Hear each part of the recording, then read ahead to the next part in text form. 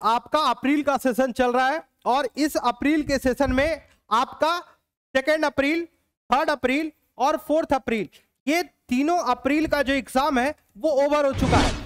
कि इस difficulty level या इजी लेवल को देखते हुए मार्क्स वर्सेस परसेंटाइल क्या रहने वाला है उस पे हम आपको बात करेंगे कि 4 अप्रैल का जो पेपर रहा है डिफिकल्ट रहा है, मोस्ट डिफिकल्ट रहा है, क्योंकि जनवरी में भी ऐसा पेपर देखने को नहीं मिला था।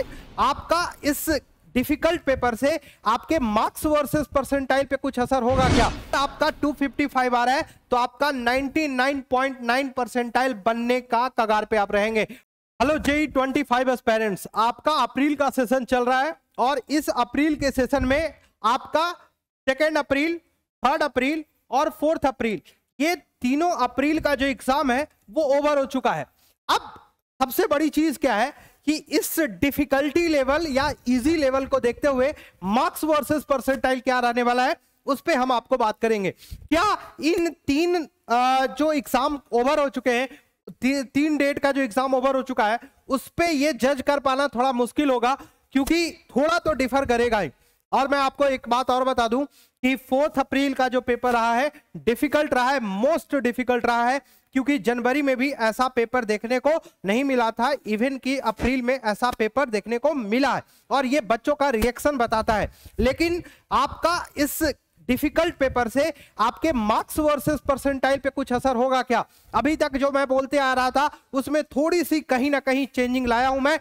चलिए वीडियो में पूरे अंत तक बने रहिएगा और हाँ बच्चों, चैनल पे नए तो चैनल को सब्सक्राइब जरूर कर लीजिएगा, क्योंकि इंपॉर्टेंट अपडेट सबसे पहले मैं आप तक लेकर के आता हूं। अब मैं यहां पे एक बात बहुत ही क्लियरली आपको बता देता हूं कि मार्क्स वर्सेस परसेंटाइल जो हमने आपके लिए किया है वो बिल्कुल एक्सपेक्टेड है। इस एक्सपेक्टेड में आपका क्या राय है जरूर कमेंट करके बताइएगा। सबसे पहले अगर मैं बात करूं कि अगर आपका स्कोर 255 आ रहा है, ठीक है, अभी आपने कैलकुलेट किया होगा, जिन बच्चों ने नहीं किया है कर लीजिए। अगर आपका 255 आ रहा है तो आपका 99.9 परसेंटाइल बनने का कगार पे आप रहेंगे और यहां पे ये बिल्कुल पॉसिबिलिटीज बनती है कि आपको टॉप मोस्ट NIT कॉलेज आपको मिलेगा। अब वहीं पे 225 पे आपका 95.5 परसेंटाइल, सॉरी यहां पे मिस्टेक हुई है, 99.5 परसेंटाइल आपको बनते हुए दिखेगा बच्चों।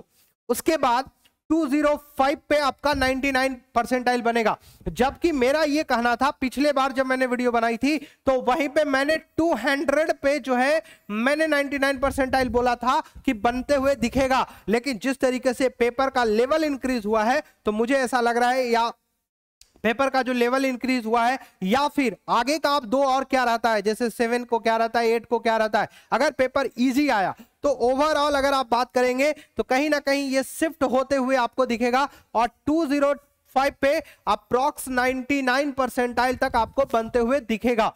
वहीं पे 180 पे आपका जो है 98 परसेंटाइल बनते हुए दिखेगा। वहीं पे जब आप जनवरी वाले सेशन में 180 लेकर के आएंगे, जनवरी वाले सेशन में 180 अगर आप लेकर के आएंगे तो यहां पे आपका 99 परसेंटाइल बनते हुए दिखेगा। जनवरी वाले सेशन से यहां पे जो है थोड़ा डिफिकल्टी देखने को मिलता है और साथ ही साथ नंबर ऑफ कैंडिडेट इंक्रीज हो जाते हैं, तो इस वजह से थोड़ा इफेक्ट करता है बच्चों। अब मैं आपको आगे लेकर के चलता हूं। 160 पे 97 परसेंटाइल बनेगा, 140 पे 96 परसेंटाइल बनेगा, 130 पे 94 परसेंटाइल बनेगा, 113 पे 92 परसेंटाइल बनेगा, 98 मार्क्स पे लगभग 90 परसेंटाइल के आसपास बनते हुए दिखेगा।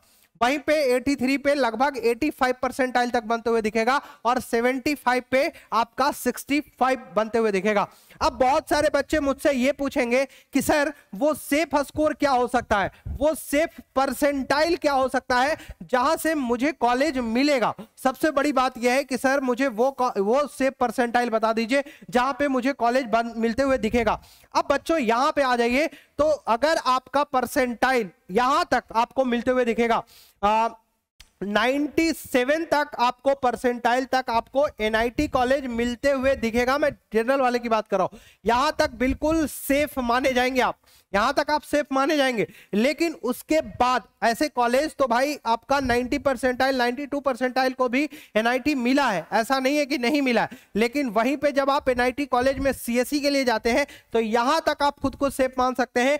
बाकी अगर आप अच्छा एनआईटी में लोअर ब्रांच चाहते हैं या लोअर एनआईटी में अच्छा ब्रांच चाहते हैं, तब आप जो सेफ आप खुद को रख सकते हैं वो 94 तक आप खुद को सेफ मान के चल सकते हैं कि यहां पे पॉसिबिलिटीज है। मैं फिर कह रहा हूं पॉसिबिलिटीज है, मिलेगा या नहीं मिलेगा ये तो वक्त बताएगा, लेकिन पॉसिबिलिटीज बन सकता है कि आप भी लाइन में खड़े हो सकते हैं। तो यहां पे आपको थोड़ा ज्यादा दिमाग लगाने की जरूरत नहीं है। बट एक और बात सर, अगर एनआईटी नहीं मिला तो और क्या क्या चांसेस हो सकते हैं? अगर आपके एनआईटीज नहीं मिलते हैं तो फिर आपको यहां तक 92-93 परसेंटाइल तक आपके लिए एक ऑप्शन खुला हुआ रहता है, वो है ट्रिपल आईटी कॉलेज का। और ट्रिपल आईटी कॉलेज का यहां तक ऑप्शन खुला हुआ है। लेकिन लेकिन लेकिन एक और बात मैं आपको बता दूं कि जीएफटीआईएस के तरफ अगर आगे बढ़ते हैं तो लगभग आपको 85-80 परसेंटाइल तक आपको कुछ कुछ जीएफटीआईएस, बेहतर जीएफटीआईएस जो है वो आपको मिलते हुए दिखेगा। लेकिन आप जीएफटीआईएस को भी हल्के में मत लीजिएगा। ऐसा नहीं कि लो परसेंटाइल पे भी जीएफटीआईएस मिल जाएगा,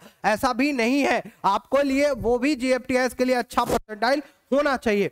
अब यहां पे एक चीज और मैं आपको बहुत अच्छे से कहना चाहता हूं कि सर आखिर वो कट ऑफ बता दीजिए, क्योंकि जे एडवांस का एग्जाम नजदीक आ रहा है। हमने एग्जाम अप्रैल का दे दिया है, कैलकुलेट कर लिया है, तो क्या अब मैं एग्जाम की प्रिपरेशन पे लग जाऊं? क्या मैं कट ऑफ क्वालिफाई कर रहा हूं या नहीं कर रहा हूं? तो सुनिएगा मेरी बात को ध्यान से बच्चों, यहां पे आप कट ऑफ क्वालिफाई कर रहे हैं या नहीं कर रहे हैं उसकी बात प्रॉपर करते हैं हम। अगर आप जनरल कैटेगरी से आते हैं, ओबीसी से आते हैं, ईडब्ल्यूएस से आते हैं, एससी से आते हैं और एसटी से आते हैं, मैक्सिमम जनरल के जो बच्चे उनको कहीं ना कहीं ईडब्ल्यूएस की कैटेगरी में लाना चाहिए, उनको ईडब्ल्यूएस सर्टिफिकेट पे वर्क करना चाहिए। अब मैं आपको बताता हूं कि अगर आपका परसेंटाइल 93 से 94 के बीच में आ रहा है या 93 परसेंटाइल आ रहा है, देन की आपके चांसेस बेहतर है कट ऑफ क्वालिफाई करने के। अगर ओबीसी की बात करूं तो 80 से 81 परसेंटाइल, ईडब्ल्यूएस की बात करूं तो 82 परसेंटाइल, एससी का 64 से 65 परसेंटाइल और एसटी का 45 से लेकर के 50 परसेंटाइल तक अगर आपका ये एक्सपेक्टेड कट ऑफ है, इसको एक्चुअल नहीं मानना है, ये एक्सपेक्टेड कट ऑफ है कि आप एडवांस के लिए क्वालिफाई हो सकते हैं और आप आगे अपनी एग्जाम की प्रिपरेशन जो है आप बेहतर तरीके से कर सकते हैं। तो बच्चों ये जो वीडियो आपके लिए मैंने बनाया है वो इसलिए बनाया क्योंकि जिनका एग्जाम ओवर हो गया तो अब इस बात से जरूर समझे कि अब मुझे आगे की प्रिपरेशन करनी है, जे एडवांस की प्रिपरेशन करनी है या फिर कॉलेज को लेकर के आगे बढ़ना है। तो आप जो भी आपकी परसेंटाइल आ रही है, आपने जो कैलकुलेट किया है, मार्क्स कैलकुलेट किया है, वो कमेंट में जरूर बताइएगा। उसके बेसिस पे हम जरूर आपको बताएंगे कि आखिर कौन सा कॉलेज आपको मिलते हुए दिखेगा। बच्चों चलिए मिलते हैं फिर से नए वीडियो में, तब तक के लिए आप खुद का ख्याल रखिएगा। और हाँ बच्चों, जाते जाते एक बार और चैनल को यार सब्सक्राइब कर लीजिए, फेसबुक पे देख रहे हैं तो फॉलो जरूर कर लीजिएगा, ठीक है। मिलते हैं फिर से नए वीडियो के साथ, खुद का ख्याल रखिएगा। जय हिंद, जय भारत।